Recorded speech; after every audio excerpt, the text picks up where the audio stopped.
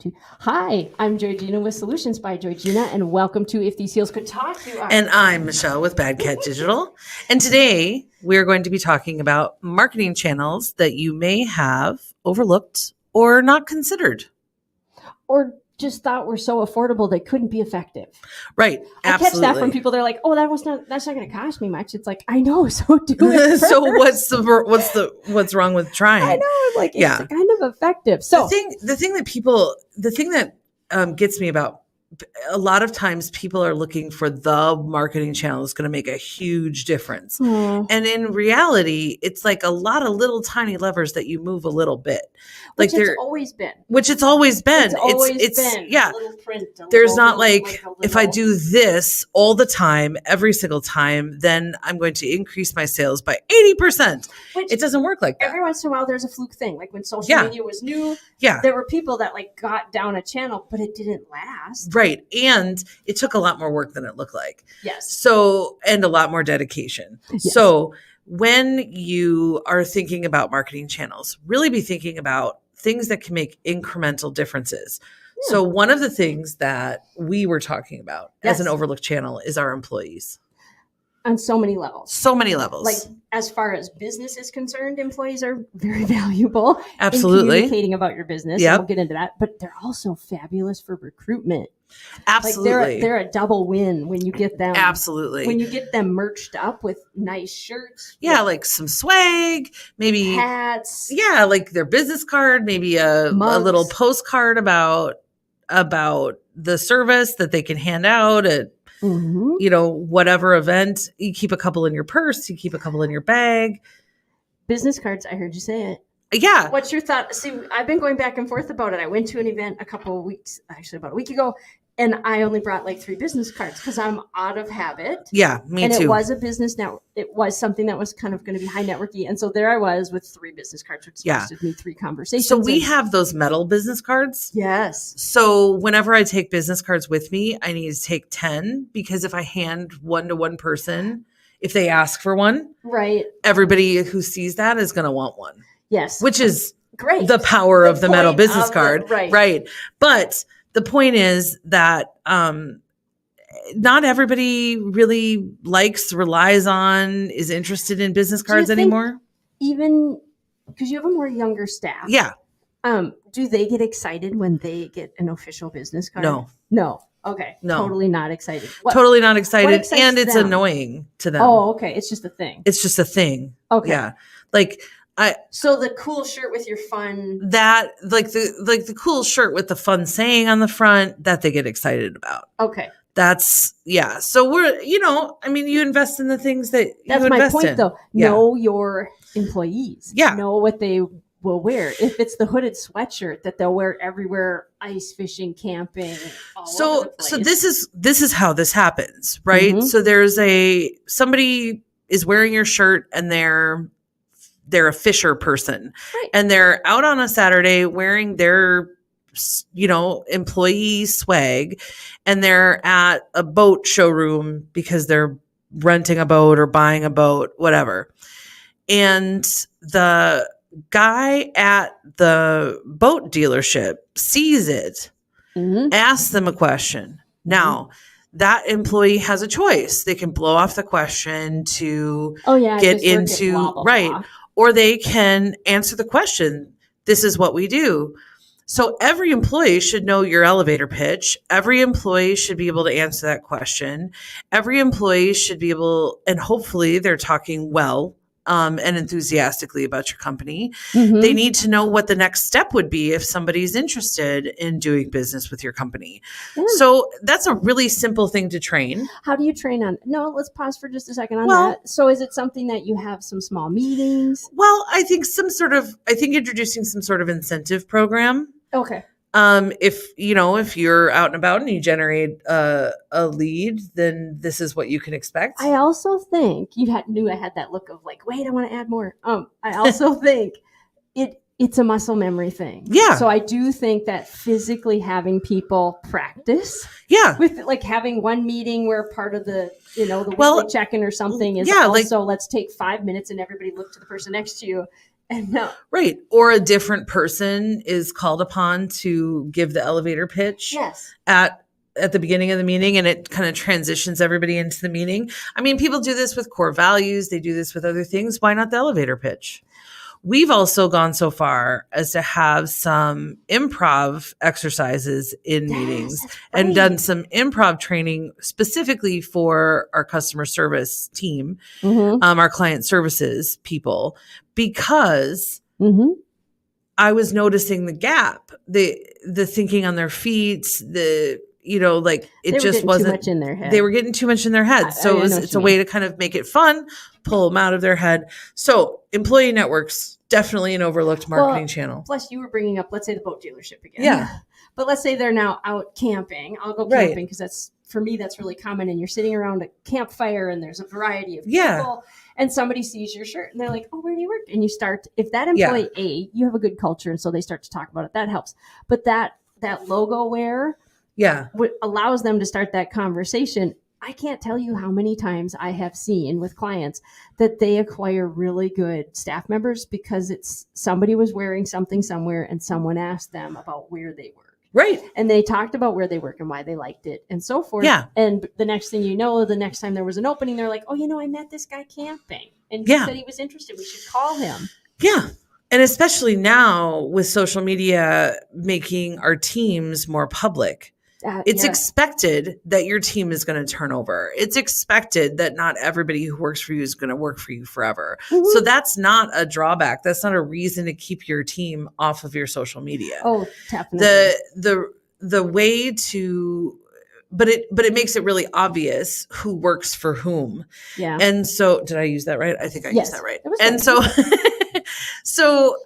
so being that means that your employees are a walking marketing channel, whether you want them to be or not. So you might as well be intentional about it. Yes. And using that to work for you. Absolutely. Very nice. What else you got on the list? What else comes to mind when we talk about those untapped channels? Well, Reddit and Quora. Okay, you have to tell me more about both of those. Okay. So I have not stepped over there. Quora. Got it. Is a question and answer website. It is old school forum style, old school. So I've stumbled across it. You're right. When I've been researching things. Yeah, you research things. You have really specific questions about things. If you start answering questions within your wheelhouse on Quora, you become known as an expert in those things. Quora is a place where people go to find speakers for their events because they've answered a lot of questions about something, right? Yep. And Reddit is very similar. So Quora is kind of an old school question and answer forum, single question and then a bunch of answers per page. There's opportunity to go back and forth a little bit. Reddit and the page is just based on that one question. One topic. Right. Not one topic, one question. Okay. Got it. So Reddit is, and on Quora, they're kind of divided into categories, but the categories are really broad. Okay. On Reddit, it's also kind of old school forum style where people can vote comments up or down, answers to questions up and down. And it's also organized in a similar way with questions and then answers. But what are called subreddits are the categories and users can create those categories. So for example, we are members we are active participants. I would say it's not really a membership thing, quote unquote, but active participants in a subreddit called Big SEO, which is a subreddit specifically for SEO professionals. And it's a community that kind of self-polices to make because they don't want people asking, like potential clients asking a bunch of questions. Yeah. It's a place for SEO professionals to ask, brainstorm, troubleshoot. Hey, have you ever run into this before? I've never seen this before. Okay. So it sounds similar to LinkedIn, certain private LinkedIn groups. It's very similar to private LinkedIn groups. Like Facebook groups back. I haven't really participated in one of those. But because it's not tied to a large personal profile with a lot of information, it's a little bit more anonymous, and it's also not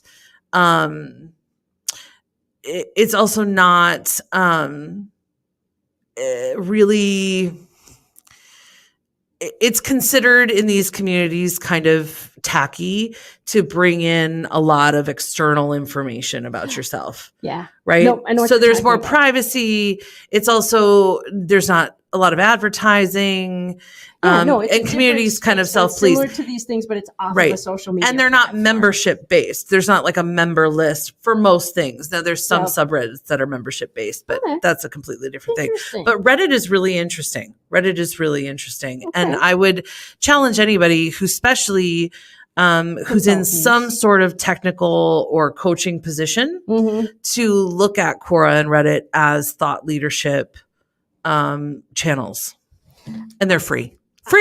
I would put in there also Clubhouse. Clubhouse is awesome. What direction Clubhouse is going to be going in the future. I don't know where it's going to go either. Not sure. But for right now, I would say participating in that, finding the clubhouses, the groups that are specific to your niche. And for those who don't know, Clubhouse is a sound-based social media platform. It's a discussion and sound-based social media platform. So it's almost like following a podcaster, but instead of being pre-recorded and then it's more interactive. It's much more interactive. It's far more interactive. Yeah, it's like Q&A. And now you can record, so you can, if you get into a meeting and can't stay the whole time, you can go back. But just like podcasts, there's also like when you think about Clubhouse, it's just like any other social media platform. So on podcasts, you have PMPs or problematic male podcasts. Yep. Yes. And in Clubhouse, you have the same thing. Yes. So when we want to make blatant statements about gender and something, we'll go to some problematic clubhouses. Another overlooked item, and you brought this up, and you use this very, very well. It's not for everybody. It's not everybody's cup of tea, but public speaking and presenting is incredibly powerful as a marketing platform. Well, and you're right. It's not for everyone. Right. And I would say a lot of people, when you're in your niche, when you're in your passion, when you're in your like totally right space, getting up and presenting and speaking, I've found is less challenging. Yeah. Like when I used to get more anxious, let's just put it that way, when I was trying to speak about organizing. Sure. And then the more organized the group was, like if I had to speak, like it was opportunity one time to speak to a group of teachers. Those are a group of hyper-organized people typically. Yes. So they were grilling me. Like, how do I take that another step and another step? And I'm like, whoa, like it was outside. It's intense. It was intense. It's intense. Now, if somebody asked me to have a conversation about dyslexia and about neurodiversity, if I don't know, I don't know. Right. I'm really comfortable just saying, well, they haven't figured that out yet.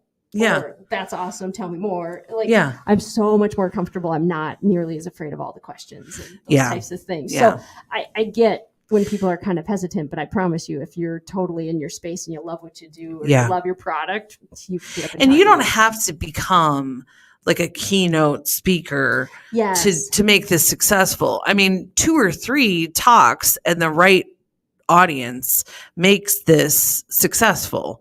You know, I have a speaking engagement coming up to talk with a bunch of young entrepreneurs and business startups. That is marketing for my business. I'm teaching them about digital marketing and how to think about digital marketing now. Can they afford me now? No, they can't afford me now. But they need to know that you're out there. But they need to know that I'm here. And by speaking and showing them and giving them valuable information now, then as their ideas develop, as their business plans coalesce, as they start to become more revenue positive, then all of a sudden, instead of thinking to themselves, I should hire a digital marketing agency, maybe I'll call around. It's like, I met her. She was XYZ. Or I listened to her speak and she was terrible. I'm going to definitely hire somebody else. But that's marketing. That is. Like when you're yourself, yes, you're for some people, you're not for other people. And that's just the way it is. So when you're authentically yourself, you're not going to win everybody over. No. And that's fine. Yes. Because it's the right audience at the right time. So speaking and presenting, I think, is wildly underestimated. And it can be short and sweet. I've had options 10, 15 minutes. Yeah, to do 10, 15 minutes. And you can actually accomplish a lot in 10, 15 minutes. Yeah.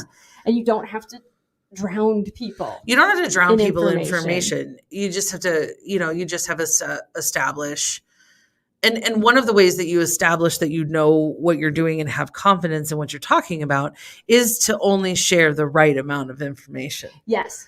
And not overwhelm the audience. Yes. Right? Yes. Not overly explain things. Yes, you know a whole bunch of things. Yeah. Great. Good for you. I don't need to know all of that. Yep. Feet wet.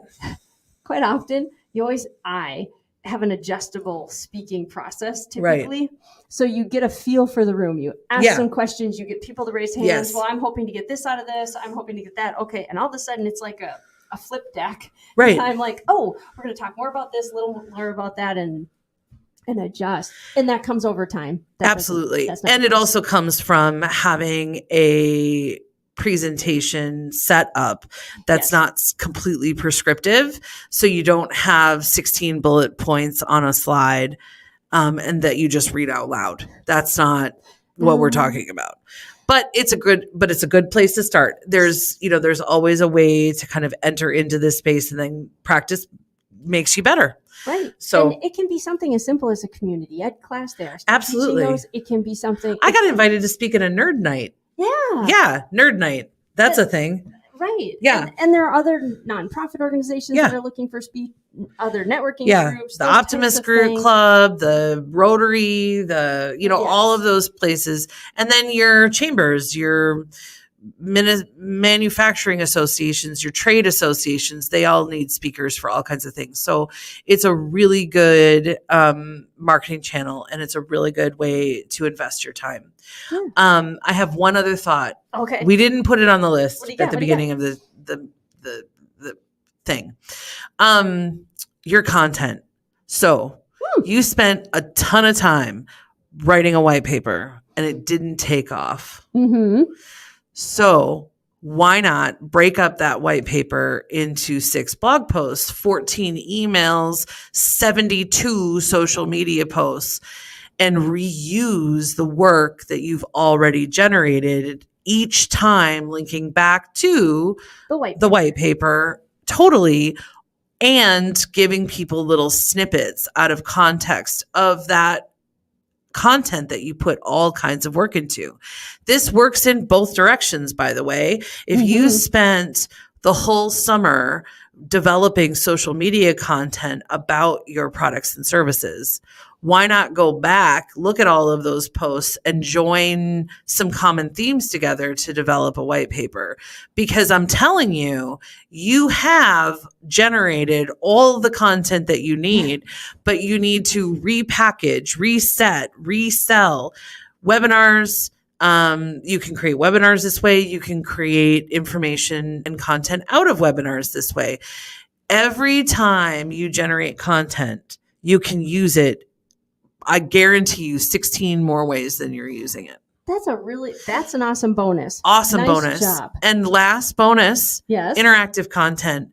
This is not just BuzzFeed quizzes about who's the better boyfriend anymore. Yeah. Interactive content is not all clickbait.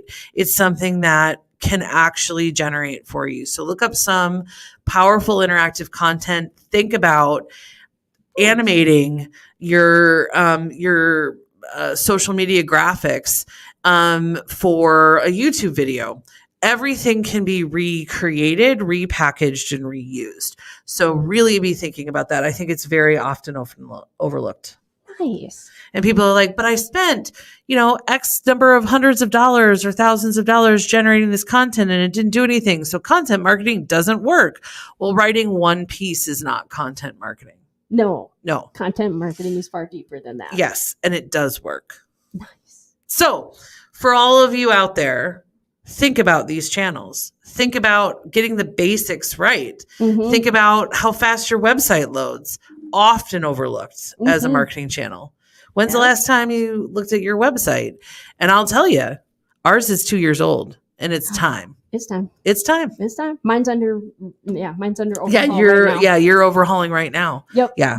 It's just time. It's time to do it. So thanks for joining us. I know we've given you some fun, juicy information. Take one nugget and start applying it. Come back and listen again to grab a few more next year. It's all perfect. You don't have to do it next all today. week. next year. Week? I mean, you can wait a whole year. Yeah. I'm hoping we're still around next year. It's been 2 years already. This is still good. All of this will still be true. Maybe Clubhouse. We'll see. Yeah, we don't know where we'll see. Going. Maybe it'll take off. Maybe it'll die. Fun. That's what's fun about new social media channels. By somebody. Yeah, absolutely. That's what this is going to completely confuse the transcriptionist. So thank you so much, everybody. Enjoy the rest of your week. This is Michelle and JoyGenea with If These Heels Can Talk. Be sure you're